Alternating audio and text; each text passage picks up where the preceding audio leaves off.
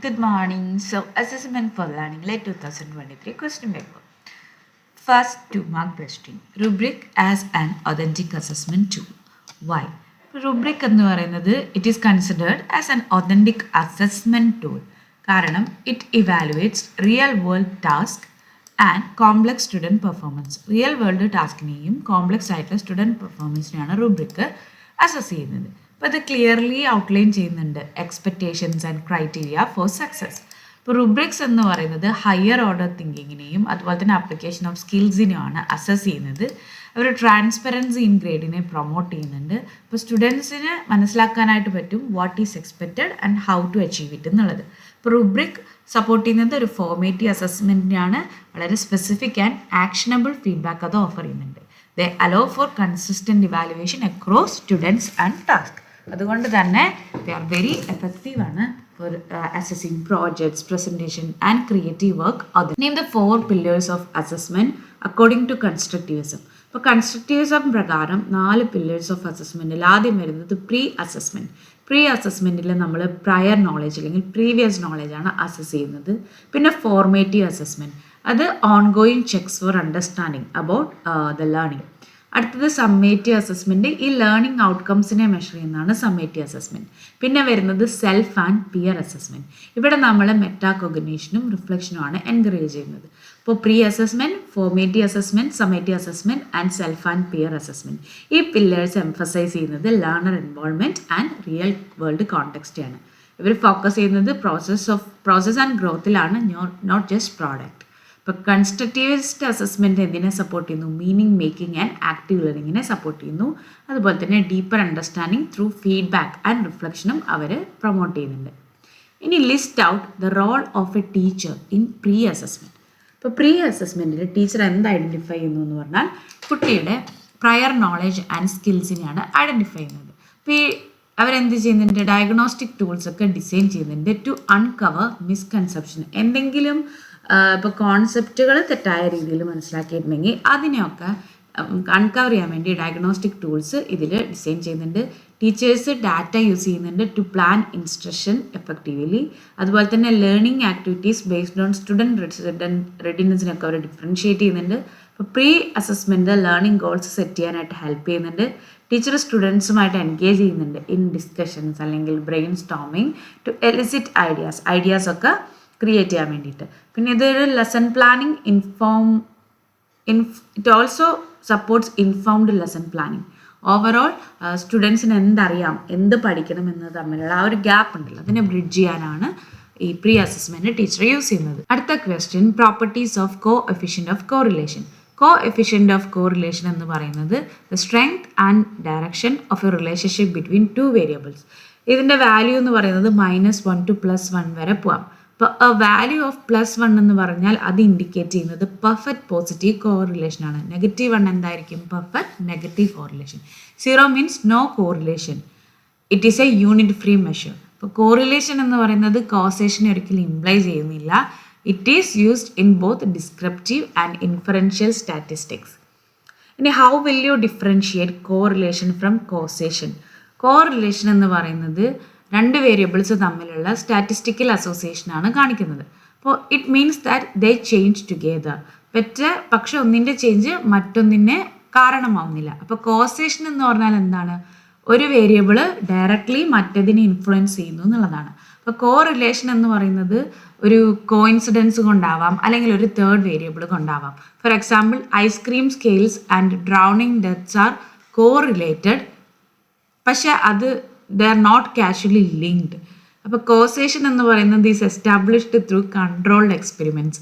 Correlation എന്ന് പറയുന്നത് ഭയങ്കര ഈസിയർ ടു ഒബ്സർവ് ആണ്, പക്ഷേ വീക്കർ ഇൻ പ്രൂഫ് ആണ്. അപ്പോൾ അണ്ടർസ്റ്റാൻഡിങ് ദ ഡിഫറൻസ് എന്ത് ചെയ്യും? It prevents incorrect conclusions in research. So what is the formative use of summative test? അപ്പോൾ formative use of summative test കൊണ്ട് എന്താ ഉദ്ദേശിക്കുന്നതെന്ന് പറഞ്ഞാൽ using its results to improve learning എന്നുള്ളതാണ്. അതിൻ്റെ റിസൾട്ട്സ് ഉപയോഗിച്ച് നമ്മൾ ലേണിംഗ് ഇംപ്രൂവ് ചെയ്യുന്നു. അപ്പോൾ അതിൽ എന്തൊക്കെ ഇൻവോൾവ് ചെയ്യുന്നുണ്ടെന്ന് പറഞ്ഞാൽ ടെസ്റ്റിനെ അനലൈസ് ചെയ്യുക, analysing the test outcomes to identify എന്തൊക്കെ ലേണിംഗ് ഗ്യാപ്സ് ഉണ്ട് എന്നുള്ളത് ടെസ്റ്റിൻ്റെ ഔട്ട്കം വെച്ചിട്ട് അനലൈസ് ചെയ്യുക. അപ്പോൾ ടീച്ചേഴ്സിന് ഈ ഡാറ്റ യൂസ് ചെയ്ത് ഇൻസ്ട്രക്ഷൻ അഡ്ജസ്റ്റ് ചെയ്യാനും റെമഡിയേഷൻ, അതായത് റെമഡിയൽ മെത്തേഡ്സ് ഒക്കെ പ്രൊവൈഡ് ചെയ്യാനും പറ്റും. സ്റ്റുഡൻസിന് ഈ ഫീഡ്ബാക്ക് യൂസ് ചെയ്ത് അവരുടെ ഫ്യൂച്ചർ പെർഫോമൻസ് ഇമ്പ്രൂവ് ചെയ്യാനായിട്ട് പറ്റും. അപ്പോൾ ഒരു ജഡ്ജ്മെൻ്റൽ ടെസ്റ്റിനെ ഒരു ലേണിംഗ് ടൂളായിട്ട് നമുക്ക് മനസ്സിലാക്കാൻ പറ്റും. ഇപ്പോൾ മിസ്റ്റേക്സ് സംഭവിക്കാം, പക്ഷെ അതിനെ നമ്മളിവിടെ ഓപ്പർച്യൂണിറ്റീസ് ഫോർ ഗ്രോത്ത് ആയിട്ടാണ് ട്രീറ്റ് ചെയ്യുന്നത്. അപ്പോൾ ഇത് കണ്ടിന്യൂസ് ലേണിങ്ങിനെ പ്രൊമോട്ട് ചെയ്യുന്നുണ്ട് ഈവൻ ആഫ്റ്റർ ഫോർമൽ അസസ്മെൻറ്റ്. ഇത് ടീച്ചിങ് സ്ട്രാറ്റജീസിനെയും സ്റ്റുഡൻറ്റ് അണ്ടർസ്റ്റാൻഡിങ്ങിനെയും സ്ട്രെങ്തൻ ചെയ്യുന്നുണ്ട്. What are the advantages of on demand examination? ഇപ്പോൾ on demand examination flexibility in scheduling ഒക്കെ ഓഫർ ചെയ്യുന്ന ഒന്നാണ്. ഇപ്പോൾ സ്റ്റുഡൻസിന് എപ്പോൾ വേണമെങ്കിലും ടെസ്റ്റ് എടുക്കാം. വെൻ ദേ ആർ റെഡി, അവർ റെഡി ആവുന്ന സമയത്താണ് ഈ ടെസ്റ്റ് എടുക്കുന്നത്. ഇപ്പോൾ ആങ്സൈറ്റി റിഡ്യൂസ് ചെയ്യും, സെൽഫ് പേസ്ഡ് ലേണിങ്ങിനെ പ്രൊമോട്ട് ചെയ്യും, ഇൻഡിവിജ്വലൈസ്ഡ് ലേണിംഗ് പാത്തിനെയൊക്കെ സപ്പോർട്ട് ചെയ്യും. ഇപ്പോൾ റിസൾട്ട്സ് എന്ന് പറയുന്നത് can be processed quickly with online systems. അപ്പോൾ ഇത് സ്യൂട്ടബിൾ ആണ് for life long learners and distance education. ഇത്തരത്തിലുള്ള എക്സാംസ് കണ്ടിന്യൂസ് ലേണിങ്ങിനെ സപ്പോർട്ട് ചെയ്യുന്നുണ്ട്, സ്കിൽ ഡെമോൺസ്ട്രേഷനെ സപ്പോർട്ട് ചെയ്യുന്നുണ്ട്. അപ്പോൾ ലേണേഴ്സിനെ അത് ഇംപ്രൂവ് ചെയ്യുന്നുണ്ട് to have more control over assessment. ഇനി what are the different levels ഒരു corrective diagnosis can be done? അപ്പോൾ കറക്റ്റീവ് ഡയഗ്നോസിസ് നമുക്ക് മൾട്ടിപ്പിൾ ലെവൽസിൽ ചെയ്യാം. ഒന്ന് ലേണർ ലെവലിൽ നമ്മൾ കറക്റ്റീവ് ഡയഗ്നോസിസ് എന്ന് പറഞ്ഞാൽ എന്താണ്? നമ്മൾ ഒരു കറക്ഷന് വേണ്ടി ചെയ്യുന്ന ഡയഗ്നോസിസ്. ഓക്കെ, അപ്പോൾ ലേണർ ലെവലിൽ ഐഡൻറ്റിഫൈങ് ഇൻഡിവിജ്വൽ സ്റ്റുഡൻസ് എറേഴ്സ്, ഓരോ കുട്ടിയുടെയും തെറ്റുകൾ മനസ്സിലാക്കാം. കണ്ടന്റ് ലെവലിൽ എന്തെങ്കിലും ഡിഫിക്കൽട്ട് ടോപ്പിക്സ് ഉണ്ടോ, കോൺസെപ്റ്റ് ഉണ്ടോ എന്നുള്ളത് പിൻ പോയിന്റ് ചെയ്യാം. ഇൻസ്ട്രക്ഷണൽ ലെവലിൽ ഇഫക്റ്റീവ് ആയിട്ടുള്ള ടീച്ചിങ് മെത്തേഡ്സ് യൂസ് ചെയ്യാം. കരിക്കുലം ലെവലിൽ ലേണിംഗ് ഗോൾസുമായിട്ടുള്ള അലൈൻമെൻറ്റ് ചെക്ക് ചെയ്യുക.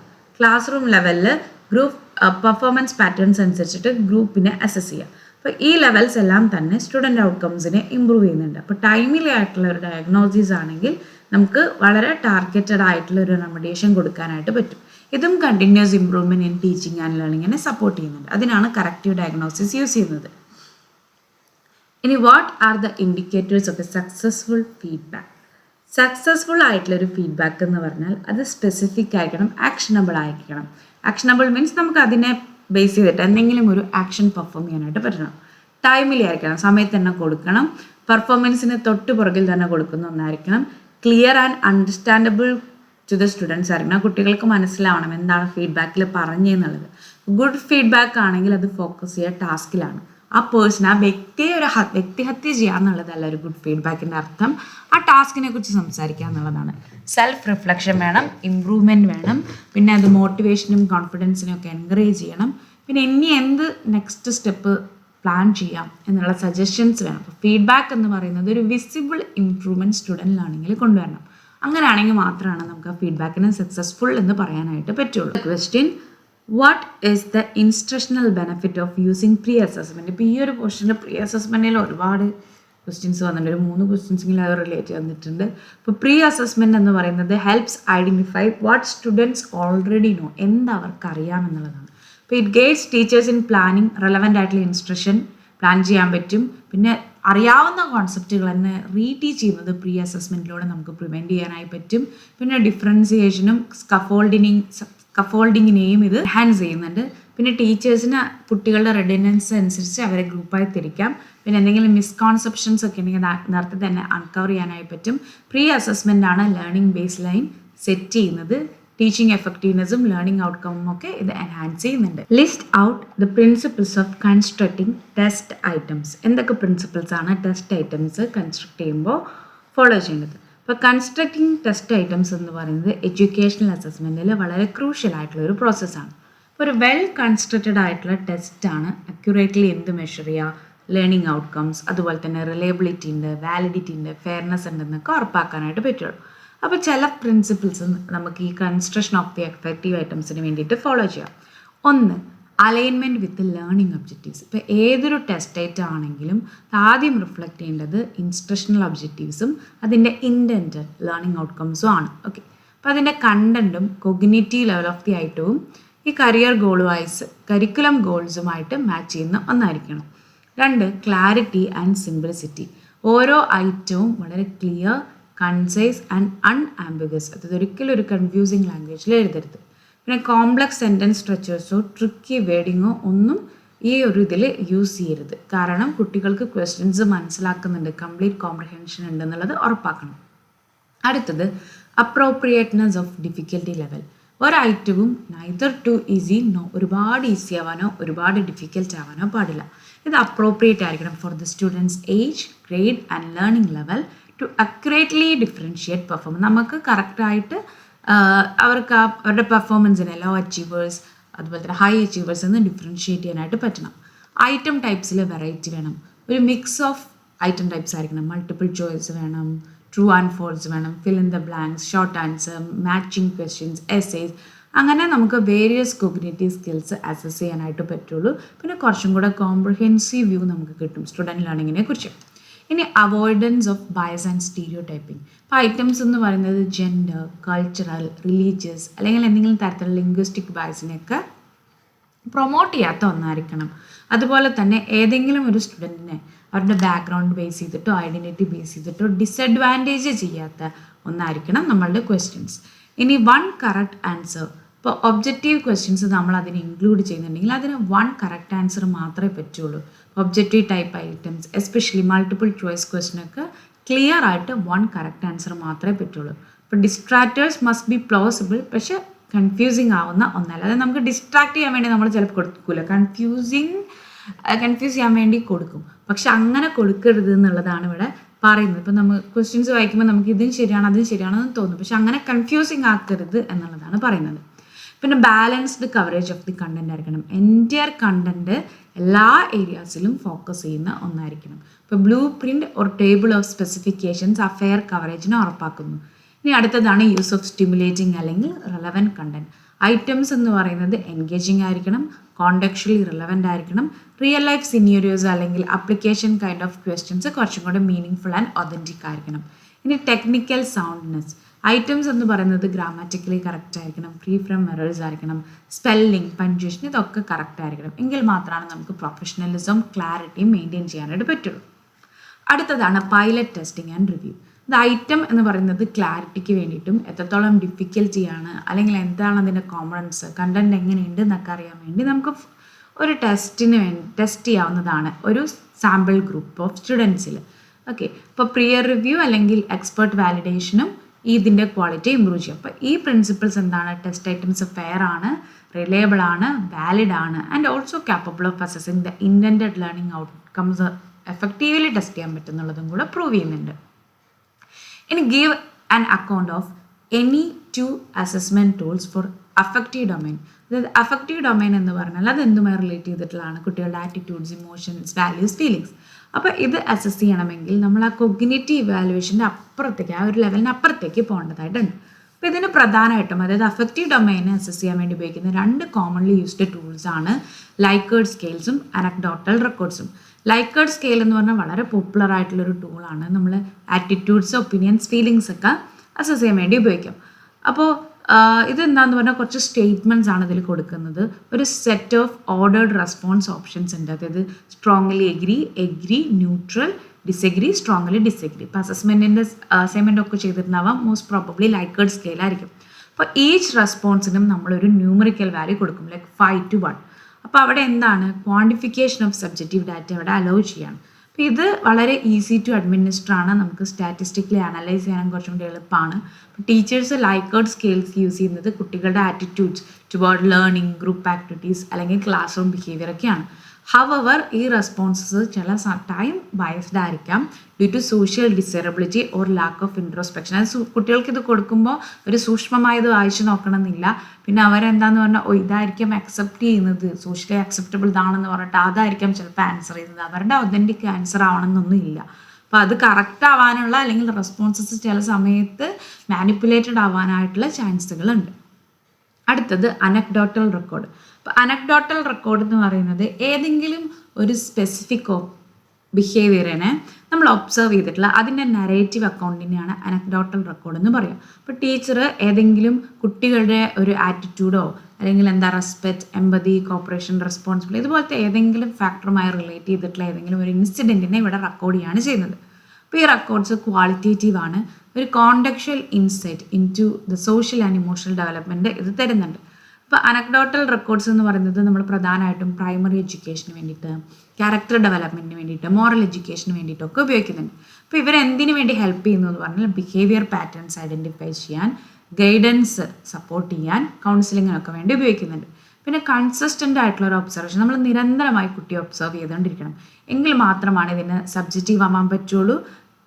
Can be subjective if not carefully maintained എന്ന് പറയുമ്പോൾ നമ്മൾ കറക്റ്റായിട്ട് മെയിൻറ്റെയിൻ ചെയ്തില്ലെങ്കിൽ ഇതൊരിക്കലും എന്താവില്ല, ഒരു ഒബ്ജക്റ്റീവ് ഒബ്സർവേഷൻ ആവില്ല, സബ്ജക്റ്റീവായി പോകുമെന്ന് പറയുന്നുണ്ട്. അപ്പോൾ ഈ രണ്ട് ടൂൾസും അഫക്റ്റീവ് ഡൊമൈനിങ്ങിനെ വളരെ മീനിങ് ആൻഡ് സ്റ്റുഡൻറ് സെൻറ്റേർഡ് വേയിൽ അസസ് ചെയ്യാൻ വേണ്ടിയിട്ട് ഹെൽപ്പ് ചെയ്യുന്നുണ്ട്. ഇനി അടുത്തത് ഒബ്ജക്റ്റീവ് ടൈപ്പ് ടെസ്റ്റും എസ് എ ടൈപ്പ് എക്സാമിനേഷനും തമ്മിൽ കമ്പയർ. അപ്പോൾ പ്രീവിയസ് ക്വസ്റ്റ്യൻ പേപ്പറിലും ഈ ഒരു കൈൻഡ് ഓഫ് ക്വസ്റ്റ്യൻ കണ്ടു. ഒബ്ജക്റ്റീവ് ടൈപ്പ് ടെസ്റ്റ് എങ്ങനെയാണ് എസ് എയെക്കാളും അഡ്വാൻറ്റേജസ് ഉള്ളതെന്ന് നോക്കാനാണ് അതിൽ പറഞ്ഞത്. ഇപ്പോൾ ഇവിടെ കമ്പാരിസൺ ആണ് പറഞ്ഞിരിക്കുന്നത്.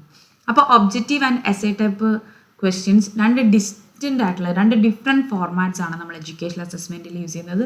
ഇതിന് ഓരോന്നിനും അതിൻ്റേതായ യുണീക്ക് ഫീച്ചേഴ്സ് ഉണ്ട്, അഡ്വാൻറ്റേജസ് ഉണ്ട്, അതുപോലെ തന്നെ ലിമിറ്റേഷൻസ് ഉണ്ട്. അപ്പോൾ ഒബ്ജക്റ്റീവ് ടൈപ്പ് ടെസ്റ്റ് എന്ന് പറഞ്ഞാൽ ക്ലിയർലി ഡിഫൈൻഡ് ആയിട്ടുള്ള കറക്റ്റ് ആൻസേഴ്സ് ഉണ്ടാവാം. Multiple choice, true and false, matching items ഒക്കെ ഒബ്ജക്റ്റീവ് ടൈപ്പ് ടെസ്റ്റിന് എക്സാമ്പിളാണ്. നമുക്ക് ഹൈലി റിലയബിൾ ആണ്. പിന്നെ സ്കോറിംഗ് ബയസ്, അതായത് സ്കോറിങ്ങിൽ ഒരിക്കലും ഒരു മുൻവിധിയോ അല്ലെങ്കിൽ പേഴ്സണൽ ചോയ്സ് ഒന്നും യാതൊരു സാധ്യതയില്ലാത്ത ഒന്നാണ് ഒബ്ജക്റ്റീവ് ടൈപ്പ് എന്ന് പറയുന്നത്. പിന്നെ നമുക്ക് പെട്ടെന്ന് തന്നെ അത് അഡ്മിനിസ്റ്റർ ചെയ്യാം, ഗ്രേഡ് ചെയ്യാം. ഇപ്പോൾ ലാർജ് ഗ്രൂപ്പ് ഓഫ് സ്റ്റുഡൻസ് ഒക്കെ ആണെങ്കിൽ വളരെ ഈസി ടു ഇംപ്ലിമെൻ്റ് ആണ്. പിന്നെ ഒരു വൈഡ് റേഞ്ച് ഓഫ് കണ്ടന്റ് തന്നെ വളരെ ഷോർട്ട് ടൈമിൽ ഇതിൽ കവർ ചെയ്യാനായിട്ട് പറ്റും. ക്വസ്റ്റ്യനിലാണ്, ആൻസറിൽ അങ്ങനെ പറ്റണമെന്നില്ല. ഇത് പഠിക്കുന്ന ഒരാളെ സംബന്ധിച്ചിടത്തോളം ഡിഫിക്കൽട്ടായിരിക്കും, പക്ഷേ ക്വസ്റ്റ്യൻ മേക്കിങ്ങിൽ വളരെ പെട്ടെന്ന് തന്നെ നമുക്ക് ചെയ്യാൻ പറ്റും. ഇതിൻ്റെ ഡിസഡ്വാൻറ്റേജസ് എന്ന് പറഞ്ഞാൽ ലോവർ ഓർഡർ കോഗ്നിറ്റീവ് സ്കിൽസ് ആണ് ഇത് ഫോക്കസ് ചെയ്യുന്നത്. അതായത് റീകോൾ, റെക്കഗ്നീഷൻ, റോട്ട് മെമ്മറൈസേഷൻ ഒക്കെ ആയിരിക്കും ഇത് കൂടുതലായിട്ടും ഫോക്കസ് ചെയ്യുക. അപ്പോൾ difficult to construct items that test higher order thinking. അപ്പോൾ ഹയർ ഓർഡർ തിങ്കിങ് ടെസ്റ്റ് ചെയ്യാനുള്ള ഐറ്റംസ് കൺസ്ട്രക്ട് ചെയ്യാന്ന് പറയുന്നത് ഡിഫിക്കൽട്ടാണ്. പിന്നെ ഗസ്സിങ്ങിനെയും റോട്ട് ലേണിങ്ങിനെയും ആണ് ഇത് എൻകറേജ് ചെയ്യുന്നത്. അടുത്തത് എസ് എ ടൈപ്പ് എക്സാമിനേഷൻ. ഇവിടെ students long and structured responses എഴുതേണ്ടതായിട്ട് വരും. Exploring the content in depth. ഇതിന് അഡ്വാൻറ്റേജസ് എന്ന് പറഞ്ഞാൽ ഹയർ ഓർഡർ സ്കിൽസ് നമുക്ക് അസസ് ചെയ്യാം, analysis, synthesis which means the combination of two elements, evaluation ഒക്കെ. പിന്നെ സ്റ്റുഡൻസിന് അവരുടെ ഐഡിയാസ് എക്സ്പ്രസ് ചെയ്യാനും റൈറ്റിംഗ് സ്കിൽസിനെ ഡെമോൺസ്ട്രേറ്റ് ചെയ്യാനുള്ള ഒരു അവസരമുണ്ട്. ക്രിട്ടിക്കൽ തിങ്കിങ്ങും ക്രിയേറ്റിവിറ്റിയൊക്കെ അവർക്ക് യൂസ് ചെയ്യാം.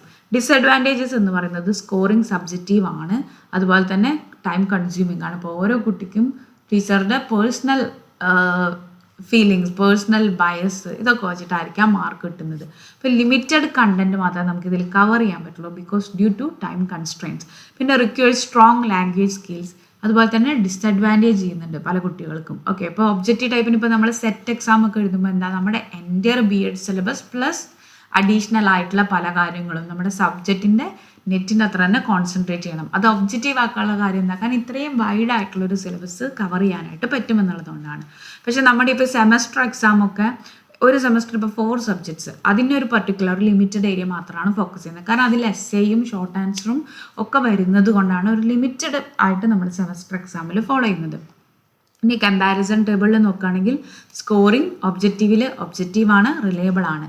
എസ്സേയിൽ സബ്ജക്റ്റീവാണ്, വേരിയബിൾ ആണ്. കണ്ടന്റ് കവറേജ് ഒബ്ജക്റ്റീവിൽ ബ്രോഡ് ആണെങ്കിൽ എസ്സേയിൽ അത് ലിമിറ്റഡ് ആണ്. ഇനി time required to prepare the question ഒബ്ജക്റ്റീവിൽ ലെസ് ആണ്. എസ്സേ ടെസ്റ്റിൽ not just to prepare the question but also for answering പ്രോസസ്സിനും കൂടുതൽ സമയം വേണം. കൊഗ്നിറ്റീവ് ലെവൽ ഒബ്ജക്റ്റീവ് ടെസ്റ്റിൽ ലോവർ ഓർഡർ ആണെങ്കിൽ എസ്സേ ടെസ്റ്റിൽ ഹയർ ഓർഡർ ആണ്. എക്സ്പ്രഷൻ ടെസ്റ്റ് ചെയ്യേണ്ടതെന്ന് ചോദിച്ചാൽ ഒബ്ജക്റ്റീവ് ടെസ്റ്റിൽ നോ, പക്ഷേ എസ്സേ ടെസ്റ്റിൽ യെസ് ആണ്. അപ്പോൾ ഒരു ബാലൻസ്ഡ് അസസ്മെൻറ്റ് സ്ട്രാറ്റജിയാണ് ഈ രണ്ട് ടൈപ്പിനെയും ഇൻക്ലൂഡ് ചെയ്തത് കൊണ്ടാണ് ഉള്ള ഒന്നായിരിക്കും നമ്മൾ comprehensive and evaluation for the student ലേണിങ്ങിന് ഏറ്റവും കൂടുതൽ യൂസ്ഫുൾ.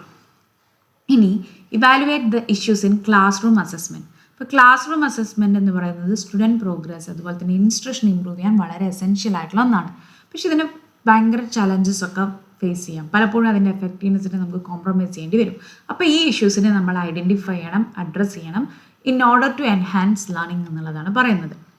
ഒന്ന്, lack of clarity in objectives. അതായത് ലേണിംഗ് ഔട്ട്കംസ് ക്ലിയർലി ഡിഫൈൻ ചെയ്തിട്ടില്ലെങ്കിൽ അസസ്മെൻറ്റ് എന്ത് മെഷർ ചെയ്യില്ല. What they are suppose to measure, അവൻ എന്താണോ മെഷർ ചെയ്യാൻ ഉദ്ദേശിക്കുന്നത് അത് മെഷർ ചെയ്യണമെന്നില്ല. അപ്പോൾ ടീച്ചേഴ്സ് ഇറലവൻ്റ് ആയിട്ടുള്ള സ്കിൽസും ഫാക്ച്വൽ റീകോളിലും ഒക്കെ അതിനൊക്കെ ടെസ്റ്റ് ചെയ്യുന്നതിൽ പലപ്പോഴും എൻഡപ്പ് ചെയ്യാം. അതായത് കോൺസെപ്ച്വൽ അണ്ടർസ്റ്റാൻഡിങ്ങോ അപ്ലിക്കേഷനോ അവർ നെഗ്ലക്റ്റ് ചെയ്യുകയാണെങ്കിൽ.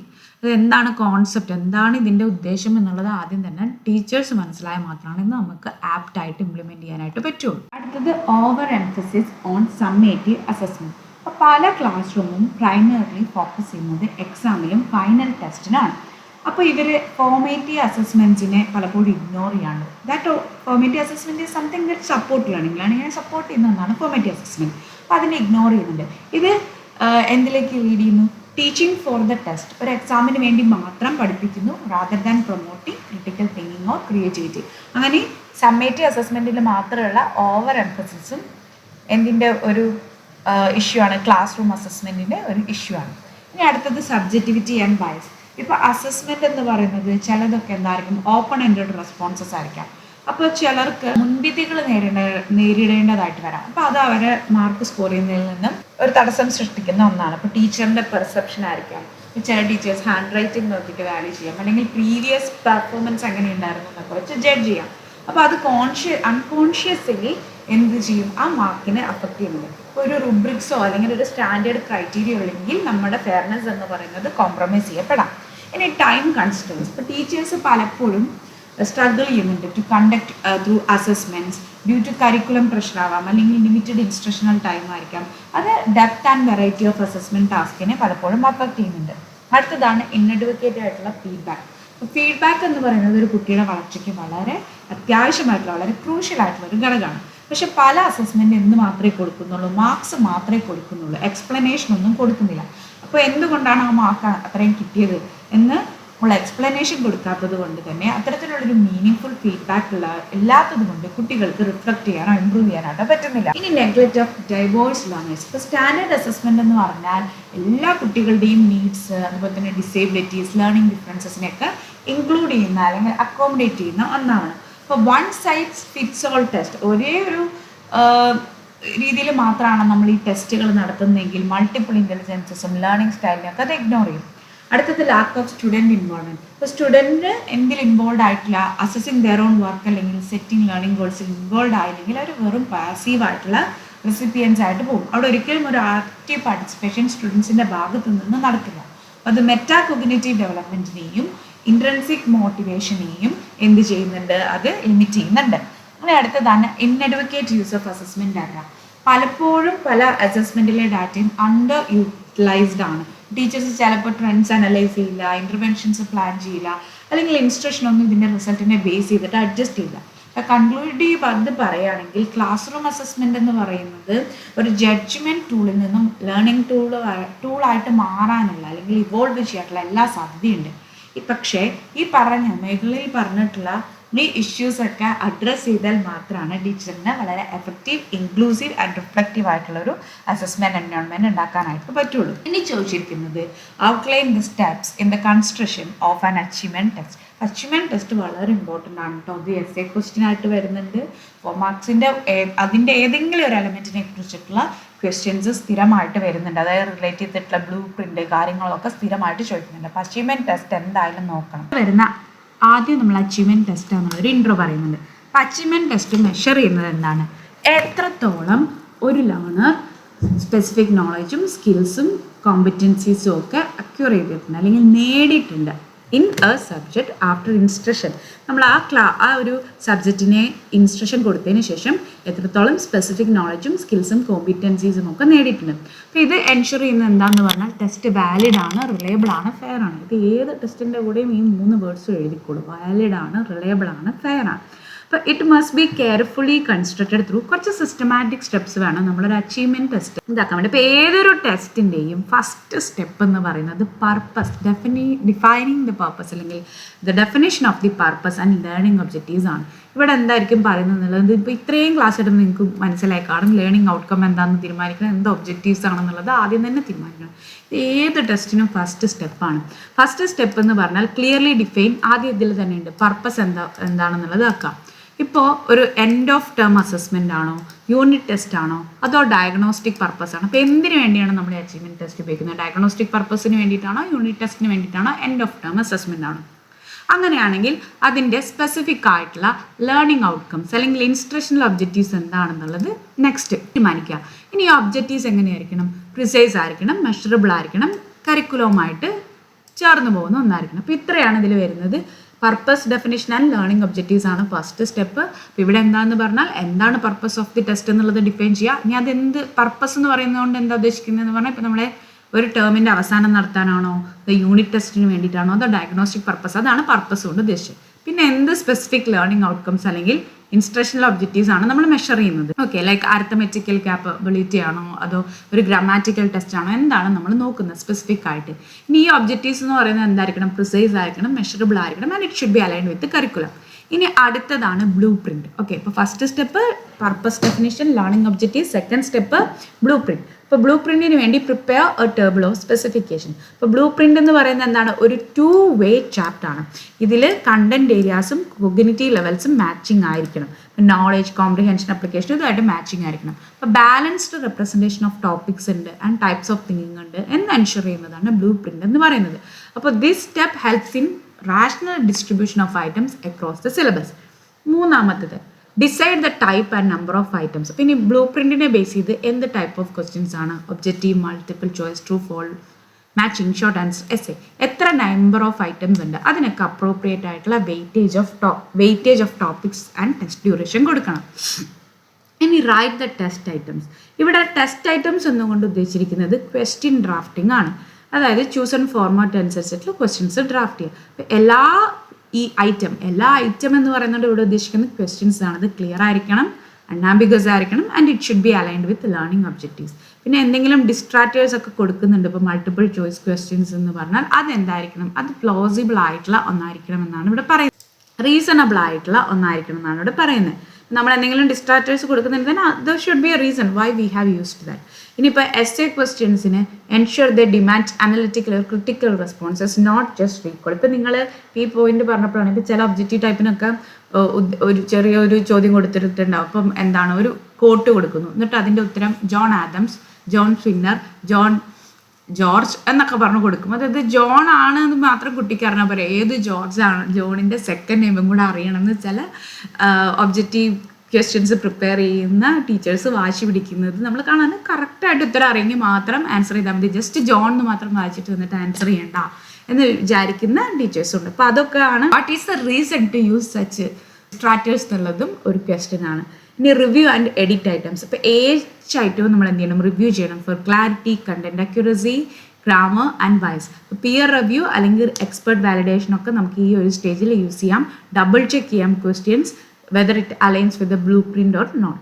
ഇനി ഐറ്റംസിനെ ലോജിക്കൽ ഓർഡറിൽ അറേഞ്ച് ചെയ്യും. അപ്പോൾ നമ്മുടെ ക്വസ്റ്റ്യൻ പേപ്പറിൽ എന്താണ്, ആദ്യം 2 മാർക്സ്, അത് സിമ്പിൾ ഈസി ക്വസ്റ്റ്യൻസ്, കുറച്ച് അഡ്വാൻസ്ഡ് ആയിട്ടുള്ള ക്വസ്റ്റ്യൻസ്, പിന്നെ ഡിഫിക്കൽട്ട് ലെവൽ എസ്സേ. അങ്ങനെ അത് എഴുതാനുള്ള ഒരു ഡിഫിക്കൽട്ട് ലെവലിലാണ് അത് പ്രോഗ്രസ് ചെയ്യുന്നത്. ലോജിക്കൽ ഓർഡറിൽ സിമ്പിൾ ടു കോംപ്ലക്സ് എന്നുള്ള രീതിയിൽ ഐറ്റംസ് ഇതാക്കണം.